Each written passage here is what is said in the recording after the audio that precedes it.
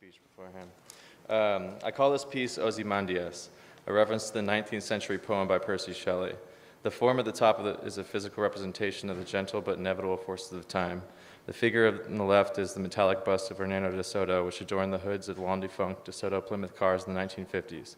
It's a frozen relic and a reminder that all prominent men and empires they build are impermanent and their legacies victim to ravages of time. There is an old Chinese saying, water can carry a boat, it can also turn it upside down. I imagine my life is like the cargo ship carrying all the crates on the ocean, as the plans, wishes, relationships, and things that I've attached as most important. By thinking of the capacity and impermanence facing the ocean, I feel I am most insignificant in the entire world. It brings me more appreciation towards what I have right now. To Oregon with love. This mural represents many of my favorite aspects about Portland and Oregon, but is collectively a quilt representing our independent spirit, our vibrant attitude, and tremendous pride we all carry as Oregonians. It has something to do with what is hidden within us, the infinite wisdom and inner strength that we have, but we need to look for within. The words capax confinity mean holding the infinite in Latin. And thank you so much for this opportunity. It was so lovely to have met such special people in Portland. I have a special place in my heart for Portland and hope to return again someday.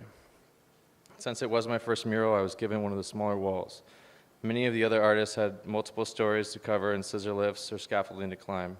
From my perch on the ground floor, I was greeted by many neighbors and families that live in the area who were delighted to see some public art in the making. Working much larger was a bit daunting. I wasn't sure if my painting techniques would transfer well with latex paint and a stubbly vertical surface, but as it turns out, that wall is much like the giant piece of watercolor paper. After 5 days, I won this battle.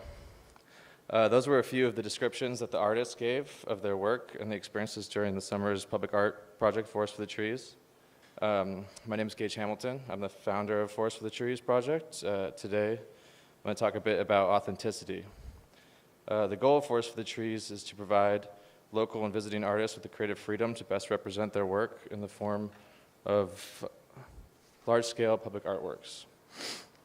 Over the past 15 months, we are responsible for bringing 35 new public murals to Portland.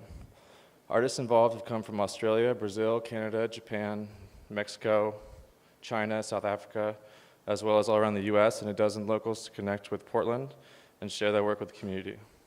A lot of times the conversation of painting a mural is confined to an artist painting a representation of a particular business that is hiring them, bringing a commercial element to it that it often doesn't represent the artist's professional practice.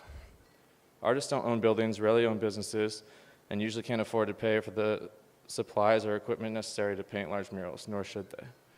By organizing a project with the stated intent to provide artists with creative freedom, we bring authenticity to public art.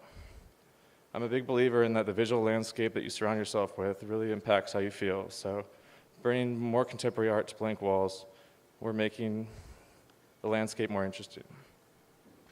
During Stefan Sagmeister's Design Week talk, he compared advertising to a morning commute and contemporary artwork to a walk in the park. The morning commute has a purpose, but most would agree that the walk in the park is more enjoyable. You are simply walking because you want to walk. I'm not getting paid to do this. None of the artists are getting paid to do this. None of the property owners get paid to do this. Everyone is doing it simply because it's something they want to see. With the support of our local community, we have been able to raise the necessary funds to pay for paint, equipment, travel, and materials. We have an Indiegogo campaign.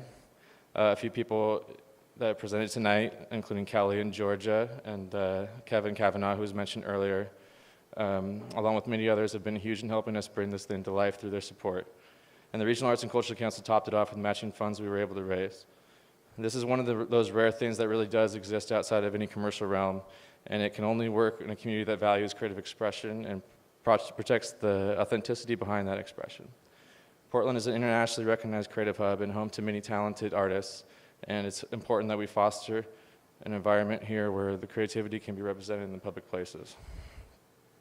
The next mural going up will begin this Friday at City Liquidators on Southeast 3rd and Morrison. The artist is Yadika Fields, a contemporary native painter known for his vibrant abstracted patterns, figures, and landscapes. He has the eagle on the second to last side that you'll see. His mural is leading up to another project I'm helping to organize, an exhibit at Union Pine on November 6th from 6 to 10 p.m. The event celebrates Native American History Month by showcasing the works of 6 contemporary Native artists. Along with the art exhibit, Albuquerque-based designer Dustin Martin and Native X produced a pattern woven by Pendleton Woolen Mills that is inspired by the geometry and colors of El Malpai on the trail between Zuni and Acomo and the Colorado Plateau. Navajos say this lava bed is coagulated blood of Yiotzi, a giant who terrorized people drinking from the springs at the foot of Tsutzit.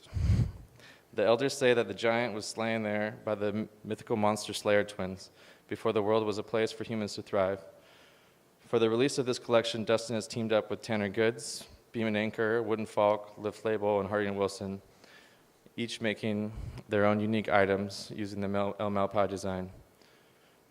The goal of this collaboration is to discourage the misappropriation of native design and contemporary fashion, and to encourage the fashion and design industry to seek authenticity by working directly with the native artists to empower and honor native communities' histories.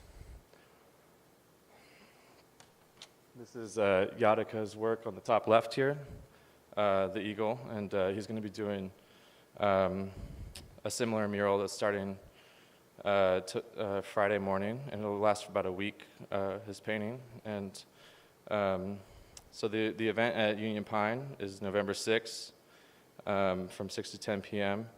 And then after that, the exhibit will move to the White and Kennedy Gallery, where it will remain until November 21st. And I really hope that you all come out and help support these projects. Thank you.